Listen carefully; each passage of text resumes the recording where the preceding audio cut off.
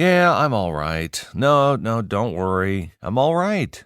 Fortunately, the nice guys broke my fall. We had a really important sales conversation today. I don't know that we're allowed to exactly say who we had the sales conversation with that is thinking about launching a podcast. I'm looking for an episode of ours because I'm like, what better show for us to send them other than our flagship show? So I'm thinking, all right, I'm just going to give them the link so that they can go over to Apple Podcasts. And then I click on the link. The first 8 or 10 shows are all the shows that are just you and me shooting the shit. And while you do an amazing job of editing those, like putting the intros and stuff on there, as soon as you get into the meat of it, I'm like, God, I think literally within the first 3 seconds, you drop the F-bomb 14 times. I'm like, you're talking about the client that we talked to today, right? Yes. The guy that dropped the F-bomb 17 times. Right. I'm like, you're worried about sending it to him? Can we not say his name? He's kind of... I know he's famous. Are you willing to roll the dice and let's say gamble maybe between $10,000 and $20,000 on this decision right now? I am, but only because I'm quite sure he's not listening to this fucking episode. All right. He's got better things to do, I'm sure. Okay. All right. You're probably right. Excuse me. Would the more attractive of the nice guys please step forward?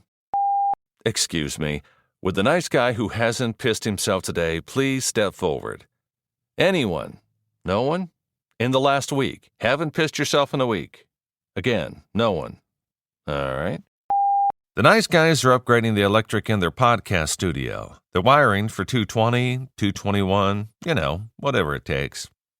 Idiots. 3 days a week, they're able to hold it together. This is not one of those days. Welcome to Fuckery with the Nice Guys. Adults need not apply. No interviews, lots of ranting, and they sometimes stumble onto something useful. Go figure. Now it's time for Nice Guys Fuckery with the kings of fuckery themselves, Doug Sandler and Strickland Bonner. That's a little inside there. I don't know. That's a little bit inside. All right. Well, I got my 6-day-old beard. I've got the same T-shirt I've been wearing for literally 41 days now. I don't know what else to do. I don't know how that's different from any other day for you, but I got a request for our episode here. Oh, go ahead. Hey, by the way, welcome back. My name is Strickland Bonner. On the other side of the microphone, Mr. Doug Sandler. Hey.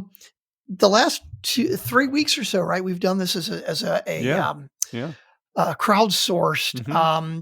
But every episode has just been let's talk about the fucking coronavirus. Well, let's not talk about the coronavirus. How's that? Okay, that sounds really good. But can I just get a couple things out of my system before we do that? Okay, I'm going to give you here. You got your timer. Okay, I want to bring back the 4-minute timer. Hold on. Bring back the 4-minute timer. Start it up. You have 4 minutes. Anybody that doesn't want to hear whatever Doug has to say about the coronavirus, skip ahead 4 minutes and we won't talk about it again. I don't need 4 minutes. I'm just going to run through these. I got 7 or 8 lines that I just wrote down before I got here. I won't even explain them. How about if I just don't? I'm not going to set the timer. Right, we're just going to dump the bucket of punchlines, right? We're not even going to say the joke. We're just going to say the punchline. Just whip them all out, throw them out there, and then be done with it, right? Excuse me while I whip this out. Wait a minute. I got my sound effects back. Okay. Except that, I've been hearing that we're back on Zencaster, and I don't think the sound effects. Oh, I didn't think about that. Oh, Jesus. I wonder if they're actually working. Is there voicemails? I didn't even think about that either. I have no idea. I don't think so. I think that everybody was so used to us just saying, hey, when are you guys going to record with us that they forgot to leave voicemails? That's okay. We'll come back. We'll emphasize. Strick, I was listening back a couple of weeks ago. For some reason, the Nice Guys on Business, if you go over to Apple Podcasts, the first 10 episodes that appear, maybe they're featured podcasts or something, but it's all you and me. And it is the funniest fucking episodes you will ever want to hear. Do you do something different with those? No, I think there is a way to make, it's on iTunes, right? Yeah, it's Apple Podcasts. I'm not sure if that's the same as iTunes anymore, but it is now. Yeah, I just, Yeah, so I go there. Can I tell you something along those lines? Do you remember what was the downtown DC hotel? It was the Sheraton, I think. Okay. It was across from the what's the library? The one that's by the convention center. Okay. Shit. Oh, wait. Yeah. That's the hold on. That's the Grand. It's not the Grand Sheraton. Grand Hyatt. Grand Hyatt. That's what it is. Okay. So, yeah. Did you know it when it was the Ramada Tech World or something? No. Was it a dive or was it good? No, thing is, I was with Washington Talent for what, 24 years, You couldn't even right? say it, could you? Right, I know. Uh-huh. And from the first time I played this hotel, Yeah. it was called the Grand Hyatt, right? Mhm, mhm. Well, apparently at some point before that, it was the Ramada Tech World, and Okay. Chuck Kahanoff and Robert, Mhm. mostly Chuck, not Robert so much. Chuck would call it Tech World every time he referenced it. I mean, up until like right before I left. So it hadn't been named Tech World in at least 20 years. And he Mhm. says it like everybody will recognize that he's like making a reference to this hotel that changed the name 20 fucking years ago. Yeah. So wait, I wonder how long it's going to take me to stop saying iTunes. I'm sorry, that's why. Oh, okay. I'm like, where are you going? I'm like, I had no idea. Could you start? It's with only the been end in Apple mind? Podcasts for a year. Start with the end in mind, right? It's okay. You take as long as you want. I'm stroking the back of your head. It's okay, Strickland. You take as long. Come here, baby. Put your head in my breast. It's fine. Oh, God. So I'm going through all of like the shows that we've done. We got, we had a really important sales conversation today. I don't know that we are allowed to exactly say who we had the sales conversation with that is thinking about launching a podcast. We'll talk about them after they launch with us, and if they don't, we'll talk about them in a bad way after they launch if they launch with somebody else. Anyhow, so I'm looking back and I'm thinking, they asked me, hey, can you send me some of the shows that you guys have put together? So I'm thinking of some really good ones. You did some really great work with Park How's Business of Story. I love the way you edited that podcast. Thank So you. I wanted to send them that one. Then I sent him another one, which was because the appropriate nature of this guy with the company that we've been working with in prospecting today. I sent him 8 minutes of motivational hate because I thought that would be a really good Did one. you really? Yeah, because I thought that love would be good too. I said the views expressed here are not necessarily the views of the production company. Yeah, and then I'm looking for an episode of ours because I'm like, what better show for us to send them other than our flagship show? So I'm thinking, all right, I'm just going to give them the link so they can go over to Apple Podcasts. And then I click on the link, and all the first like 8 or 10 shows are all the shows that are just you and me shooting the shit. And while you do an amazing job of editing those, like putting the intros and stuff on there, as soon as you get into the meat of it, I'm like, God, I think literally within the first 3 seconds, you drop the F-bomb like 14 times. I'm like, yeah, okay. Go ahead. I'm looking at Apple Podcasts right now, and I just see where do you like? Is it a highlighted thing? I don't get it. But I was getting a little distracted. So you're talking about the client that we talked to today, right? Yes, the guy that dropped the And F-bomb like 17 times. Right. I'm like, you're No. worried about sending it to him? Like, can we not say his name? Like, he's kind of. I know he's famous. God, I don't think he would. I don't know. I know he's rich. So we'll bring it up. I know I'm hoping that he becomes a client of ours, and I'm hoping if he's listening to the show, he's laughing at the fact that we are arguing about whether we should mention the name or not, and the fact that I had to censor our own fucking podcast episode. So I went to one, like I found Kim Seltzer because she's she's the dating coach, and so and you did a really good job of editing the beginning of that as well. So I'm like, oh man, I really want to send him. I just wanted to send him the generic link to just look at whatever shows they wanted to. But I hesitated because then I was thinking, shit, one of these episodes, the first one that was on there was like literally 10 minutes of Steve O'Brien before we even come on. 10 minutes? I mean, maybe the bonus one. Nothing else would have been that much. Okay, well, whatever it was like. Yeah, because there's a bonus one. Right. The number of. Oh, now I see 1 through 10. Right, exactly. No, but wait, no. It just happens to be the most recent 10. TJ Hahn, Mitchell Levy. No, I just happened to. Those were the good bonus ones. one was 5 episodes ago. No, 7 minutes of Steve O'Brien. I don't know bonus pre-collection. why. All right, hold on. Let me go. Maybe it'll come up differently for mine now. I don't know. If I just type in "nice guys on business," I'm seeing them in chronological order. All right, let's see what I'm. Oops. I'm curious why yours is showing up different. I don't know. God. So just to give you guys a clue without actually saying his name, by the way, I was on this call today. I'm never on sales calls because I don't give a fuck about sales, right? But he told me who he was meeting with. Right. And I'm like, I'm fanboying. Okay. I had to be on this call. I'm going to give you guys a clue. We can't say his name. If you look it up or you kind of sort of know, you might know who it is, but I'm just going to say who he has connections with, and I'm not even going to say how he's connected. Okay. All right. If you're a real sleuth, you may be able to figure it out. Okay. But let's say he has. Can I ask you this before you Yeah. drop it here? Would you Okay, think sure, that yeah. he would appreciate this or not appreciate this? Honestly, I think he'd appreciate it. I think he's a guy who Okay. he doesn't necessarily like to toot his own horn Yeah, directly, true. but I think he likes having people talk about him and like he likes being the center of attention. He just doesn't want to be the guy to like beat his own chest kind of thing, right? Fair enough. I could be wrong. I mean, I spent like 20 minutes on the phone with him today. So That's all I know of him. Are you willing to roll the dice and let's say gamble maybe between $10,000 and $20,000 on this decision right now? I am, but only because I'm quite sure he's not listening to this fucking episode. All right. Like he's got better things to do, I'm sure. Okay. All right. You're probably right. Okay. By the way, sir, I was going to say like his initials or something, but I'm not even going to do that because I don't want to give it away. But if you're listening, fucking love you. Great meeting today. I want to sit down and hang out and talk with you more. It was really cool. I was totally fan. Okay. So what about if the trade was this? Hey, look, guys, Strick, Doug, we really like you, but there's this other company, small company called NPR that's really going to produce our show. So we appreciate you doing this. That would be one scenario. So we don't get the deal. But you know what? I really want to take a couple of days and let's just go to Vegas and I want to hang out with you, Strick, and Doug. You can come too. But I know that Strickland is the one that really cares about this because he's connected to me. Or the scenario is, dude, you guys nailed the sales call. We want to do the business. Hey, can we get together? Never want to see you. I just never want to talk to you. Don't want to see you. You can have the business. Never want to see you. Which of those two options do you take? If those are my two options, it's going to be, and I quote from Jerry Maguire, show me the money.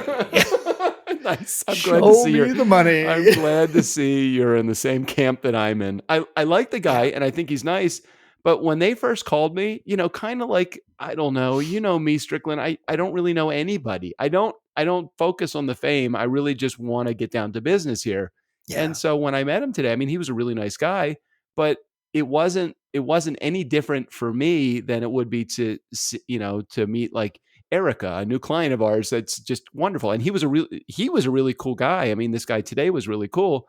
And I hope that we get him because I love the idea of having him on our client list, but I love the idea of having him as a client because you are so attracted to this level of fame that he will bring to our client list. I love that for you. Well, but it's all in the perspective too. Like I bet, and I'm guessing, you tell me, the first time that you interviewed and talked to Shep Hyken. Oh yeah. Well, no, do Gary Vaynerchuk because Shep and I are buddies now. Well, now you are, right? But I mean, like the first time that you talked to him, a little nervous. I mean, and like Gary V or oh, dude, who's our guy in North Carolina? Jeffrey Gittimer. Jeffrey Gittimer. Yeah. When you told me you got an interview with Jeffrey Gittimer, I'm like, the little fucking red book of sales. Oh my God, it's fucking amazing, right? But no, it's cool. So I pulled. Okay, so anyway, this guy, he has connections to, and again, I'm not going to tell you how he's connected because that would give it away. Okay. He has connections to Kiss, Bon Jovi, Motley Crue, and for those of you who are younger than Doug and I, Darius Rucker. Or for those of you who are Doug and I's age, Hootie and the former singer of Hootie and the Blowfish. Darius Rucker used to be the singer in Hootie and the Blowfish, but now he's a country star. He has connections to all those people. I'm not saying anything more than that. That is it. Oh man. I'm very excited. So in prepping for hey, can you send me a couple of shows that you guys have worked on or worked with? So I go over to the Nice Guys on Business and I'm looking and it's still right there on my list. Okay. So here it is. Episode 1, Doug is not backing down. That was a fuckery episode. DNS, we're crowdsourcing the show now. Again, you and me. Yeah. Total Facebook mayhem. That's you and me and the crew. You and me. So wait a minute. Are you looking on iTunes and seeing them in this order? In this order, I'm looking on not iTunes, but Apple Podcasts. And this is the exact order. We're crowdsourcing, total Facebook mayhem, under quarantine. We have 2 coronas. Hold the virus, please. Steve O'Brien, killer contract. Strickland is joined by the Spice Girls. Doug and Strickland with a cast of thousands. DNS, this one's actually funny. Seriously, it is. Those are the first 10 episodes. It's actually funny. Seriously, it is. And this, funny. It's a good title. It was a good episode. Great title. This is it. I have going back to going back to December 13th are only episodes of you and me if I just type in Nice Guys on Business into Apple Podcasts. I have no idea why, but that's what comes up. Oh, so you're just doing a search? Yes, correct. Interesting. Okay. Because like if I go to our show on Apple Podcasts, not on iTunes, not at the Ramada Tech World, I see them in order, but I wonder so you're just searching for Nice Guys on Business and you're seeing episodes. Let me tell you how it comes up though, because it has all of those fuckery episodes, which are just you and me for those season 2, and everything else falls into season 1. What is that all about? What else falls into season 1? So season 1 are like my interview episodes, TJ on, Mitchell Levy, Daniel Ramsey, Fred Lanosa, Joe Dickerson. Those are all falling into the quote unquote season 1 category. Season 2 is all of our fuckery episodes. Oh, I know why. Why? Jimmy is posting all of our here, I'll fix it right now. Jimmy posts all of our why fix it? The interview ones. He's just not noting that it's season 2. That's why. He's probably just leaving out the season designation, right? I'm putting season 2 in for everything that was over episode 1000. Like we said. And we didn't specifically tell Jimmy to do that. So that's why it's going in as season 1 or no season at all. Okay. That makes sense then. And the other thing is, God bless our team. They're the best team ever. I don't know. We now have, with Tim Hill taking over one of the sales roles here. Oh my God. I'm so excited. I can't tell you how much more excited I am now to have Tim on our team. He's like such a great guy. For those in our community that know him, know that he is just like an amazing guy. If you're listening and you work for unemployment, he does not work for us. just so you know, he has not made a cent yet, so it is fine.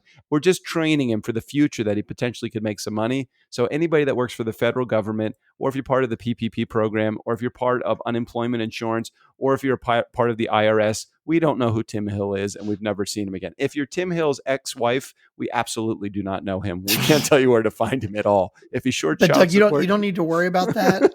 I've been told by reliable sources that our show is blocked on all federal and state government web browsers. They're not allowed to listen to our show anymore. We're part of the banned content. Is that because we're part of the Chinese propaganda? Is that why?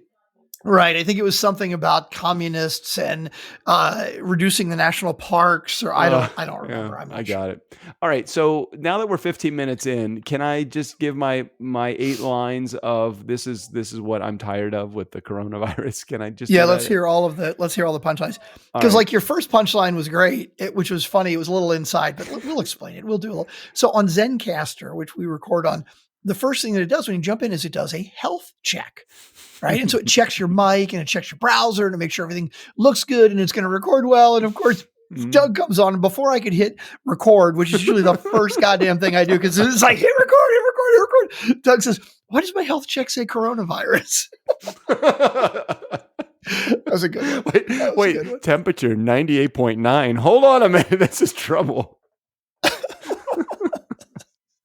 Are you going to get all? I'm not even going to do the drums because I don't think they're going to come through in the recording. These aren't punchlines. These aren't the punchlines. No, these aren't. Okay. Look, Strick, you know me well enough to know that I never prepare my jokes. I just prepare the subject. True. Normally, the joke will just come up during the course. But I appreciate you thinking that I'm actually that forward thinking. I can come up with punchlines that I'm writing on my sheets. Oh, okay, got it. Go ahead. Okay. I did hear though that when Jackie the Joke Man used to work for the Howard Stern show. I don't think he works for him anymore, does he? Does he still work on the show? I don't think so. I don't think so either. They used to pass handwritten notes back and forth between, and I had no idea. So these are like my handwritten notes. Now I don't have them in OneNote, so you can't see them. So it actually doesn't do you any good. But here were the things that were just I'm 15 minutes before. I'm a little bit early to get to the meeting, to the recording today, and I just wrote down things that were just. These are my first thoughts as we're about to go into recording. So here it is. So line number 1, day 41, the lockdown continues. So that was number 1. Line 2, I've been to the mountaintop and I've seen the past. It's very ugly. I don't even know why I wrote it, but I'm sure I could have riffed on that for a little while. Number 3, this is fucking nuts and beautiful and stupid and amazing all in one and at the same time. That was line number 3. No idea. Line number 4, I've seen over $300 billion in money disappear in about 10 days. The PPP is whack, whack, whack. Because we applied literally 7 days after they started this process, and I can't even get a fucking cent. So that's horrible. I've seen 7 days, man. This is, you should have realized this was like when the U2 concert tickets go on sale. You got 10 minutes to apply, babe, and that's it. Otherwise, they are gone. That show is sold out. So I had a conversation with my first ex-wife, Fern, when the day that they said we're going to release money to the banks so that the banks can take loan applications for the PPP. And I'm like, okay. I went through the calculation. I figured that I come up with about $12,500 that I might be granted as a part of this PPP. So that was Friday evening. I didn't do anything until Saturday morning. So this is literally 24 hours after they made the announcement that they're going to release the money. Filled out the application and then just got caught in a queue of, hey, I'm really sorry. We're going to try to process your application, but we've only been allocated whatever, $10 billion of the $300 billion, says Wells Fargo, which is fine. That's cool. I'm like, okay, $10 billion. That's a lot, like $12,000 at a time to people. Sure. Literally, I get emails every day from them saying, we're processing. Today I get one saying, hey, look, we're really sorry. We know we told you that we were waiting. So sorry about this. We are out of money, but we're going to continue processing the applications because maybe they'll get money back. Maybe they will. Maybe they won't have any more. But we're just going to continue asking you for information because in the event that they do, we'll have the information ready to go. And I'm like, holy fuck, are you kidding me? How under? Yeah. You're right. Okay, so that was line number 4. Line number 5, which by the way, look, I'm going to stay away from the political rants, and we're going to get past the coronavirus comments, and I'm not going to say any more afterwards. But I got a comment. when I'm seeing all of on Facebook, I'm seeing the Trump lovers saying, actually, the best line I heard was, if you cash the $1,200 check, that makes Donald Trump your sugar daddy. So I like that. Right? That's kind of funny. But all these Trump supporters that basically say, don't cash that check and then tell me you still don't support Trump. Guess what, fuckers? It's my fucking money anyway. I paid it in taxes, okay? Donald fucking Trump is not giving me $1,200 out of his goddamn pocket. Trust me, his own fucking companies are putting in to get money from his own fucking federal government, which is still taxes that I fucking paid. And by the way, at the same time, none of his hotels are offering free rooms to healthcare workers when many other DC and other area hotels all around the country are offering this, but none of the fucking Trump hotels are offering that at all because God forbid they should do anything for us. All right. Moving on. Sorry, enough of that. Okay. Now, if you can explain this rationale to me, I tried to really follow it, and I absorbed it in about 10 seconds, and then I threw it up just as quickly as I absorbed it.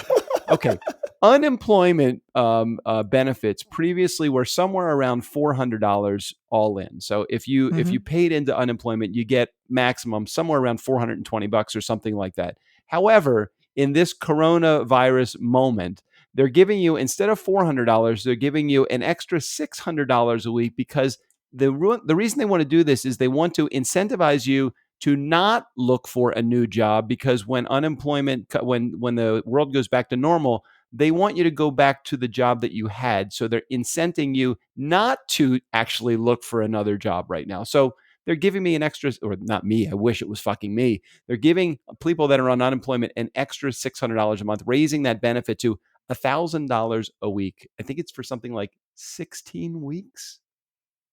Okay. That's crazy. So basically, you might be making more money on unemployment than you were making when you were working. Well, that's sorry if that noise is my stand-up desk moving up in the upward position, because I got to stand now because I'm like, fuck this. Ooh. Yes, they said the person that is making $75,000 or less is going to benefit from this, meaning they're going to make more money than they would have made had they not filed for unemployment or lost their job. For the person making over $75,000, they are not benefiting from this. So there is they figure, okay, well, we got to make it the same for everybody. So that's why they're doing what they're doing. Again, I could be slightly off in here, but I think the theory that I have is right on the money or somewhere around there. And I just am like, what the fuck is this all about? Yeah. Should I move on? Should I move on? Well, the idea of it is great, but again, it gets back to okay, who's paying it? Because we're paying it. I mean, it's our fucking tax dollars. Anyway, I'm sorry. Go ahead. Please continue. Okay. The next one. I've broken mask laws and I've yearned for days of toilet paper stock back on the shelves again. So that was just a random thought there. I walked into Whole Foods about 4 or 5 days ago. And the moment I walked, and this was the first night I started having nightmares about this virus. I walked into Whole Foods. Everybody was fucking wearing a mask. And you know me, I am completely blacked out from the news. I don't listen to the news. I don't watch the news. I don't do anything with the news. If I ever see anything on social media about it, I just turn away from it. I just don't even want to know what's going on. Apparently, there is a law now, and maybe this is in Texas and maybe this is everywhere in the world or the country for that matter. You have to wear a mask when you go to a public place like a grocery store now. Do you have to do that in Texas? It is state by state, but yes, we have to do that in Texas now. Oh my God. I'm like, are you fucking kidding me? So I go into Whole Foods. Not only are they social distancing, of course, in Whole Foods, they're not letting more than X amount of people into the store at one time. And so I'm on queue waiting to get into Whole Foods or looking at the queue at Whole Foods. And then when we finally are able to get in, when the line goes down, I noticed, I'm like, oh shit, we're breaking the law. I have a feeling we're breaking the law right now. And like, nobody says anything to me. Nobody stopped me. No security person said anything. No anything. And in the meantime, I'm like trying to figure out, like my mom's on the phone with me. I called my mom today and I'm like, she says, I said, what have you been doing today, Mom? And she's 86 years old and she's in Baltimore with her 87-year-old boyfriend. And she goes, yeah, we're just sitting around the house. We're making masks ourselves. Right. Like, oh my God. Yeah. Out of like old cloth, coffee filters, staples, and rubber bands. I'm like, are you kidding me? My mom's got arts and crafts today. This is great. Okay. So that was the next one. The next one was, so it's pretty much been life as normal for me. How about with you? That was it. And then the last one, let me see what this says. Oh, yeah. One thing is for sure, I've established that I really don't like any of my neighbors, and I don't want to make small talk from a safe social distance from them. I'm just happy to be alive. Period. The end. Okay, that was the only comments I had. I'm happy to talk about anything else that you want to talk about at this point, now that we're 25 minutes in. I think that took more than 4 minutes. I think we should have run the timer. Well, you ranted for a few moments about President Cheeto in there, so what am I supposed to do? All right, fair enough. I think if we timed that, I think my rant was under a minute. Under a minute, I think. Maybe, but your attitude goes on for miles. You got that fucking right. That's definitely. Okay, yes, you're right. On so I'm two seasons into Madam Secretary, and I'm just loving this show. It's just one of the best shows that I've seen in quite some time. But right before I watched Newsroom with Jeff Daniels, and that was just exceptional. Also, so many great shows on Netflix right now. You've never watched Billions, have you? No, I think it's on a pay channel, and right now, as I'm social distancing from my bank account, I haven't been able to see. Hey, you're going to be making, as soon as your unemployment comes in, you're making more money than you were making before. I don't know what the problem is. I don't know. Let's keep it up, man. Fucking social distancing. I just have to continue just the streak of not making any money, and that the unemployment will kick in any moment now. Exactly. Oh my God! So hey, look that up on Netflix because I think it's on Netflix right now. Is it a show that JJ would like? You think she would like it though? It's really well written. Here's the thing with Billions. Okay, watch the first episode. If you like it, you'll probably like the whole series. If you don't like it, then you stop. All good. It's not one that it's like you got to kind of watch 3 or 4 episodes and get warmed up to. It's like, watch the entire first episode, and if you don't like it, then stop. Okay, totally recommend. I want to go back. Another one that you might like. Oh, okay. Another one. Well, since we're on that, have you watched Lucifer? No. Oh no, that's like I know that one's on Netflix or something because I've seen, or maybe it's Prime Video. That seems like a scary fucking show. Okay, let me tell you what's really funny. Because Lucifer, I think they're on like season 6 or something now, right? when I first saw ads for it, it Yeah. looked like one of these that was like, what are all the fucking teenager vampire sexy shows, right? Like it's like Twilight, like Twilight. yeah, right? It looked like that. Like Yeah. really soapy, and you got the really hot vampire and all this shit. First of all, it's not like that at all. Okay. It is basically like, here, I'll give you the quick premise of it. Lucifer, okay, has left hell. And he's basically he is embodied a human, and he's living in LA because he's sick of hell and doesn't feel like going back. Right now, in the first episode, he connects with, he meets this hot female cop detective, right? And so that's the whole kind of basic premise. And the premise is that every week it's sort of like police procedural, where it's kind of like case of the week that she has to solve, and he is helping her solve it, right? Wait, he's But on here's the the thing. good team? He is, well, that's the thing. He is the devil, right? And he is like just being his decadent self in LA. But then he meets this police detective, and he's really got the hots for her, right? But and he has this power to basically make anybody, believe what he wants, and people and women just love him, right? So like he sees a woman and they just drool over him, and he has lots of sex with lots of women, but this one police detective doesn't fall for him. And he's like, what the fuck? No woman on the planet has ever been able to resist me. What's going on? And so they become friends, and he starts helping her solve cases because he wants to get her into bed. And then they become friends and all this other shit, right? So at the core of it, it is a weekly procedural case of the week type of thing, where it's the weird, crazy Lucifer helping out the cop who doesn't really believe. Like he tells everybody, "Oh yeah, I'm the devil," right? And everybody's like, "Yeah, right, whatever," a joke. So it's right? like a modern day Murder, She Wrote. Actually, is that what it's like? Yeah, but here's the thing. It's Murder, She Wrote. What you could have said fucking CSI. You could have said Law and Order. You could have said NCIS. But no, you go for the 20-year-old fucking 20. Murder, She Wrote. Oh, It's kind of like Maude with a devil. Oh my God. Yeah, you got to know your audience. It's kind of like Gunsmoke, but it's kind of like Perry Mason, but he's not in a wheelchair. Okay. Oh God. Anyway, but here's the cool thing about it. Okay. He and the devil, Lucifer, he actually goes to see a therapist. And the same thing, he tells the therapist he's the devil, and the therapist doesn't believe him, right? But she's like analyzing him, thinking that this is some sort of delusion. But anyway, bottom line is the overall arch of it, the bigger picture is like an angel comes down from heaven to try to get him to go back. But you find out that like his mother, like God's wife, has been banished to hell for 1,000 years, and she comes back to earth. And you kind of gotta watch it. It's like the case of the week is like, okay, it's like standard whatever. But the overall big picture of it, it's really cool in the whole like Christian dogma, but the way they kind of twist it around. I can't even explain it. I really think you might like it. You got to check it. And it's like hot people, right? Like the Lucifer is like, JJ will fucking love him. He's like this great looking British charismatic guy. And the girl cop is, it's really cool. I kind of like it. All right.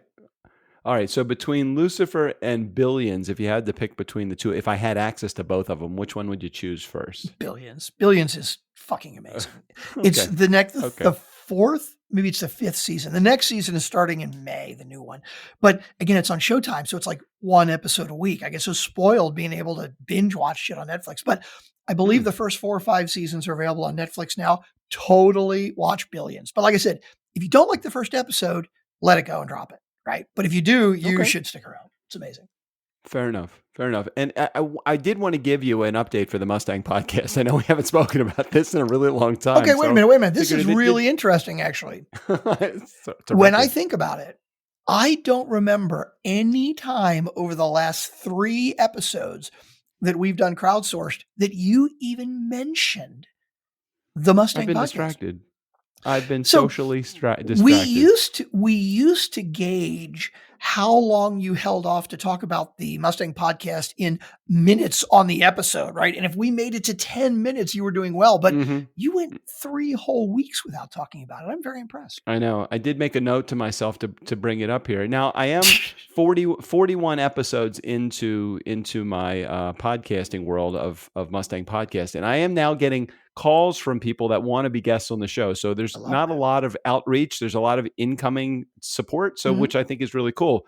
I got a call today from a guy named Mike Ray, and Mike is the president of the Mustang Owners Association, or Mustang Owners Club of Southeast Michigan. It's one of the biggest clubs. They have like thousands of members, and they're very close to Detroit, and just really connected guy with the Mustang world. He goes, "Hey Doug," and he's been on this show twice now. And he goes, "Hey Doug, I have a connection for the first the first Mustang that rolled off the assembly line in 1964, April 1st, 1964. I have the first buyer of that car." And I said, "Hold on, Are you kidding? the first Mustang ever?" And I said, How cool is that? I said, "That's cool." I said, "You mean you have Gail Wise, the school teacher that bought it?" And he says, "Yeah, I have her and her husband, and they will come on your show." I'm like, "Okay, make that happen." And he goes, "Here's their phone number. They're ready to receive your call right now." So I picked up the phone. Oh my God. Literally that minute I hung up with him, or he texted me. So I put down the phone and I picked up the whatever. I picked up and I dialed the phone and I connected with them and I said, "Hi, Mrs. Wise." I said, "Hi," like you with this guy today. I said, "Hi, my name is Doug, and I host a show called Mustang Podcast. You want to be on it?" Oh my God. So she says, "Yeah." She says, "My husband and I were talking about it today because Mike was talking to us about some opportunities that he had for us to get some additional exposure." So I start doing like some research. Their car, the first Mustang off the blocks that they spent $3,500 on, is worth about $350,000. So they still own it? They still own it. They still have the car. It's in their garage. I don't know where they live. I'm sure it's in lockdown. $350,000 for a light blue 1964 and a half convertible. And I'm like, "Hey, I have a 1965 convertible. And the only thing different about our car is somewhere in the area of $320,000. So she's like, "Hey, listen, we all have them. We love them. We drive our car. We hope you love your car also." So we set up a time. I'm going to have a conversation with her and her husband, Tom, on Tuesday. And they're going to be probably airing in about 3 weeks on our show. I'm really excited about this episode. So how many downloads are you getting now? Let me take a look at the stats. It just happened to have them right in front of me. So while you're looking that up, I want to tell a story about you don't have to look it up. You have it right there in front of me. You just happen to have them there. Of course, yes, you do. Yeah. You can tell your story first. What did you want? No, go ahead. I don't want to break up the flow here. I have, let's see. I have a total of 41 episodes that are now out. And I have 18,279 downloads. So what's that per episode? That's good. What would that be? You have a mathalator? You have an abacus? Mathalator and abacus. 18,000 episodes. 18,000 downloads.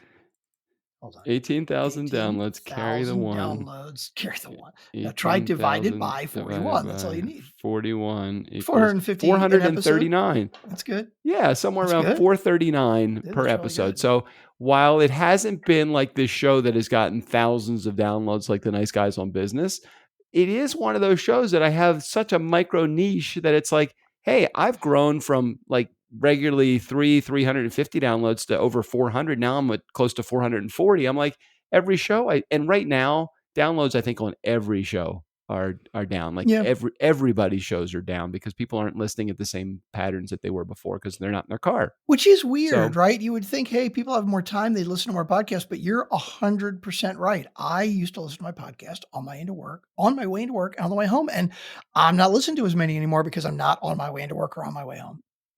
Yep. So we are still gaining traction, and we are, and we're in a time where a lot of people aren't listening to their shows. Yeah. What's really interesting, if I go back to look at the top 10, the top 10 have between They all have over 500, good. from 500 to 763 downloads per episode. Mhm. So that I am skewing more towards and a lot of those are later episodes, like ones that I've done recently. So we kind of are getting to a point where, maybe we are getting 500 downloads an episode now. I don't know, but Love it's it. like I said, it's a small audience, or small potential audience, and I still have to spoon feed my episodes. If I don't put a post out on Facebook, into these groups, the download count, it's significantly different than if I do Really? put the post. They don't know how to find podcasts. I have to direct them to my website.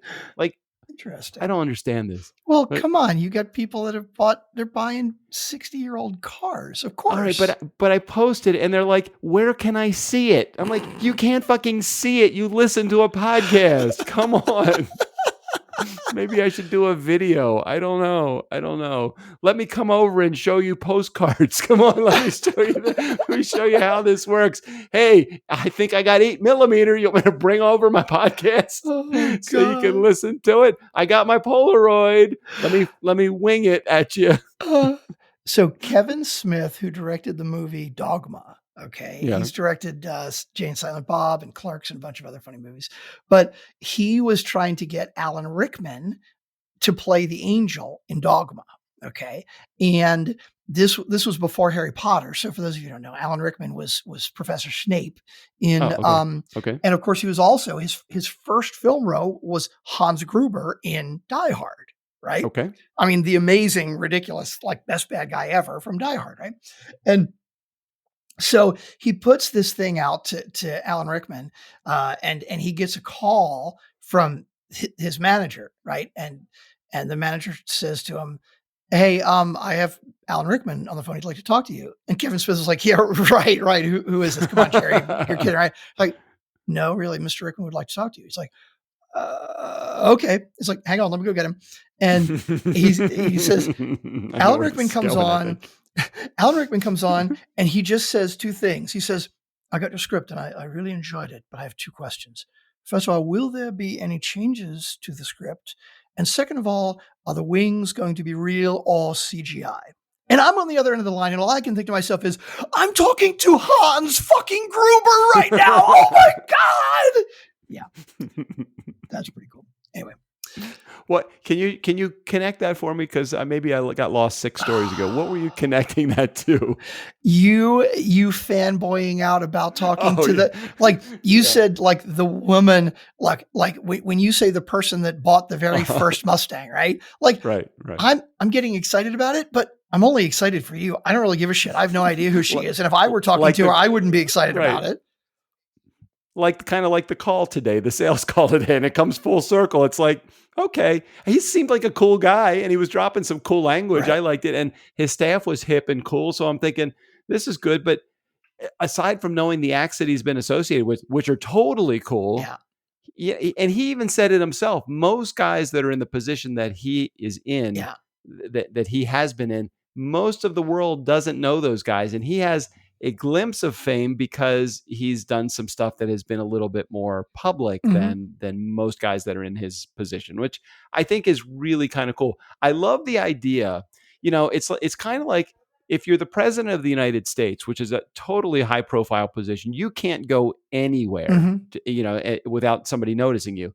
But if you're like, who's the lady that wrote all the songs? Diane Warren. Yeah, you're Diane Warren. Yeah. You can go to the movies. You can go to 7-Eleven by yourself and nobody's going to bother you because nobody knows who the fuck you are. Yeah.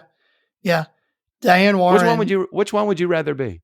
Oh God, Diane Warren, 100%. Jesus. I mean, come on. Okay, here we go. Songs written by Diane Warren. I'm just going to run through some of, Diane Warren's had like 100 top 40 hits, right? So let's see. Because You Loved Me. Hey, hold on. But before you go in through it, can you cut this part out and have it be the beginning, just in case he happens to listen, since he's involved in the music business? I think that'd be kind of cool.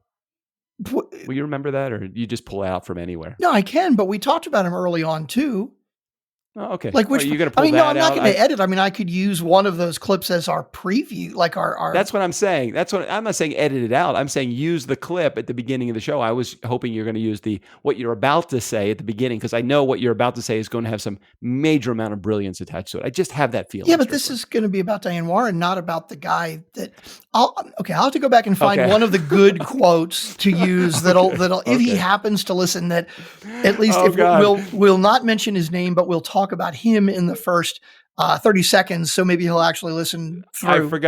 I forgot to tell you this. The one that I was going to give him to send him the link for was the one right in the beginning. You say, yeah, these go to 11. That's perfect. It's perfect. Right. Like perfect reference for him. Correct. Dude, I'm sure he has got stories like, okay, this is the kind of guy, by the way, again, he is a behind the scenes kind of guy, right? So, but not so, like he's behind the scenes, but this is a guy that toured with, like he would be out on the road with Motley Crue, with Kiss, with Bon Jovi. I can't say anymore because it just might, spoil who he is, but we're not going to talk about that. I did happen to look up what his net worth is. You got to do that too. Oh, did that? Oh, dude, I did that before the call, dude. I'm all over it. I did my research. Okay. That's where the research comes in. Absolutely. I'm like, who is this fucking Strickland guy? Who's this Doug guy? Fuck them. Should I use that as the opening clip? I don't think that's not really the nicest sort of depiction of him. That's like Arthur. Right. Excuse me, with the more attractive of the city, please take a step forward. I actually have a couple of Arthur quotes from Steve O'Brien. Maybe I'll have to use one of those because I rarely use them. Excuse me, sir. Shall I wash your dick for you, sir? I think I'm going to take a bath. Alert the media. It was a good movie. Oh, this is a great movie. That was a good movie. Okay, if you could only see one movie today, and it's the last movie that you're ever going to see, and I'm only going to give you one of two choices, would you sooner watch Arthur or Mr. Mom? Ooh. Wow. Which one would you pick? It's a tough one. I know, right? I think I had a Mr. Mom quote too from Steve O'Brien. I haven't used it in ages though. Was it or maybe it was Night Shift? It was like, hey, sorry. The best quote from Mr. Mom has got to be like when he's getting ready to meet the wife's boss and he's like trying to be tough and he's got his fucking tool belt on and he's like, here, I'm rewiring the house, and the guy's like, oh, really? You're rewiring for 220? He's like, 220, 221, whatever it takes. Hey, honey, no if you need me, I'll be at the gun club. Right.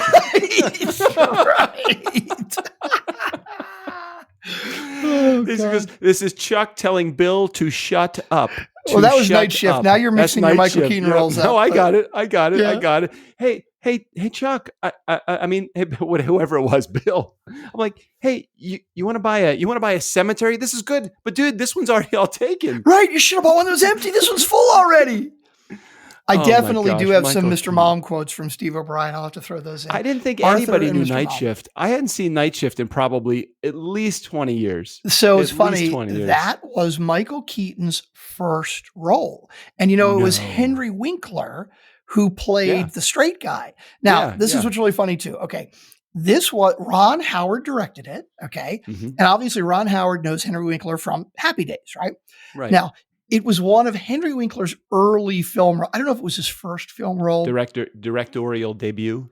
Was it? Oh, no, Ron Howard. No, you're right. He was playing in the movie. Sorry, my fault. Well, it might have been Ron Howard's first movie. It was one of his early ones. But he went to Henry Winkler, who again at the time was known as, the Fonz and everything. And he's like, hey, I want you to read this. And which part do you think you'd play? And Henry Winkler was like, oh yeah, the goofy, silly, funny guy, right? That's me. And Ron Howard was like, I want you for the serious role. And he was like, really? Okay. And then of course he brought Michael Keaton in, who nobody knew before. And he's like, oh, this guy's fucking funny, right? And it kind of set up a lifetime of dry, serious roles for Henry Winkler, right? I mean, he, like the last 10 or 20 years, he's done stuff on like a number of different shows, but it's always that really dry, funny, that almost Leslie Nielsen-ish, like comedy stuff where you just got that straight approach and it's so funny because it's so dry and it's so opposite from the way he thought about himself coming off of doing Happy Days. So. Where were we heading before I interrupted this? Diane Warren songs. Here's just a quick sampling of a handful of Diane Warren songs that, Thank you. you may have heard of that she wrote. Because You Loved Me, Celine Dion. Yeah. Can't Fight the Moonlight, Leanne Rimes, she wrote that. Wow. Gloria, which was the first hit from Laura Branigan. That was Laura her Branigan. first song. Yeah. Let's see. What was that? I can't remember. Blame It on the Rain. Blame It on the Rain. Yeah, that's her. I want to, let's see, Reach, Gloria Stefan. I'm trying to find other ones that are really, really big because she's written. Well, Reach was a big one. Yeah, Reach was a big one. Everything Changes. So just type in there net worth of her. Oh, I Don't Want to Miss a Thing. That's the big one. The Aerosmith song.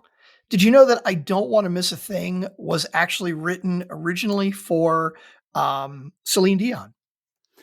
I think I'm going to go with on Shit Show Karaoke. I think I'm actually going to attempt a Styx Babe. I think that's in my range. Oh, it's a horrible really do. fucking song, though. It is. Is it a bad song? Well, I just hate ballads at karaoke because everybody does them because it's like I do ballads really well. So I've seen Styx like 4 times, 5 times. Okay. Dennis DeYoung, the guy that wrote Babe. Yeah. They don't even do that song anymore. It was their biggest hit. I've never seen them perform it, which I think is amazing. Basically, Dennis DeYoung left and they were like, fuck this. We're never playing this stupid ass song again. So Diane Warren is going. Diane Warren's net worth is approximately $60 million, which I'm surprised. I thought it would be higher. I'm surprised it's that low. Yeah. I thought it would be higher than that. I thought it would be higher too. She's done a lot of shit, but I mean, she can totally go out to the grocery store and nobody would know any better. Strick, I think we've done it. I think we successfully did it. I think we made it through an episode. We proved that we could come back. We could come back strong. I felt good about it. I really felt like it was a good comeback story, kind of like our swan song, if you will. You think it was good? This is like Ali's return to the ring right here. Dude, we are back. We don't need to crowdsource. We can handle it. I think that maybe we felt the need to crowdsource for a couple of weeks because we just weren't sure of our net worth, which is, about $1,250 between us, I think, right now. Dude, our net worth is comedy fucking gold is what it is. That's what it is. Can I cash that check? Like I cash it down low at the bank? No, I'm sorry. You can't cash. Can I get unemployment for it? You could, but I mean, you could apply all you want to, but not sure you're going to get it. You should try one of those, the PP. No, they're out of that. They're out of that too. But they do have that grant. No, I'm afraid they ran out. That started. Yeah. No, that was 10 minutes ago. They just started that. They're out already. I'm sorry. This is just like YouTube tickets, motherfucker. You're never going to get any of it. Yeah. Well, we're 50 minutes in. I think we did good. I think this is another good episode. Maybe I should title this one actually is funny too. Really seriously, it is. Trust me, you should listen all the way through. No, that's too long. I don't want to do that. Hold on one second. So this is just coincidental or JJ overheard and she's forwarded me this email. There's an email from Wells Fargo. Just came in the mail. What do you do if you receive a stimulus payment? These are challenging times. We understand the government stimulus payments, also known as the economic impact payments, are critical to many of our customers, so we wanted to share important information with you. If you're eligible to receive a payment, you may receive the funds in one of several ways. Of course, I didn't get this email. She got it. Why am I not getting? Are you getting an economic stimulus check? Are you? I have no idea. I guess. I think I should. I don't know. I want my money. Why wouldn't you get one? I don't know. You should. I think because maybe I don't understand You've how been it an works. employee, fast forward, like you've been a W-2 employee for 15 years and you file your taxes and you should get one. Yeah, but there is a diminishing amount of stimulus payment you get based upon your adjusted gross income last year. And you remember I had the same accountant as Johnny Carson, Bombustic Bashkin. What happened was he claimed too much income for me last year, so I don't think I get any money. Are you going to reference the show of shows now? I mean, you realize what is every that, the Jack time Parr show? Exactly. The fact that you even know who that is. I mean, dude, really, do you really just reference Johnny Carson's accountant. Dude, that's been what, Oh, yeah. three hosts of the Tonight Show ago, if not more. I mean, Wait, 3. Tell me who they are. I only know Jay Leno. Who came after Jay Leno? Christ, I don't even know. Isn't it Jimmy? One of the Jimmy Fallon, Jimmy Stewart, Jimmy somebody? I don't know. Jimmy something. Jimmy Stewart. I don't know. One of the Jimmys. One of the Jimmys. I don't know. Oh my gosh. I am not eligible to get any. Apparently, nobody is paying me jack shit for anything. I am so stuck in the fucking middle class right now that I get nothing. This is just another example of them holding the white Jewish man down, and I'm sick of it. I'm sick of it. I'm really glad we're this deep into the show because hopefully nobody's listening anymore when you do that. Say that. Oh, yeah, but I am allowed to cast aspersion upon the establishment that is holding my heritage down. This is not fair. This is not fair. Oh, everybody is getting money but me. I want to get on Oprah and I want her to say, and you got a car. Is Oprah still on TV or is that completely done? She's not doing her show anymore. Okay. So I just want somebody to come into my neighborhood and just come right in front of my house and say, hey, you got a stimulus check and you got a PPP payment and you got a grant and you got extra money and you got unemployment. I just wanted to shower gold coins on my home. Is that even possible? I think this might be a good place to wrap. You think? Okay, maybe you're I think right. we've gone a little bit off the rails. We were comedy gold for a while there, but I think we're starting to dip, and we should quit while we're ahead. I always believe that quit while you're behind is an important strategy. So why don't we do it right now? Steve O'Brien, go ahead and take us the fuck out of here. For the nice guys on business, I'm Steve O'Brien. Because it's such a fine line between stupid and clever.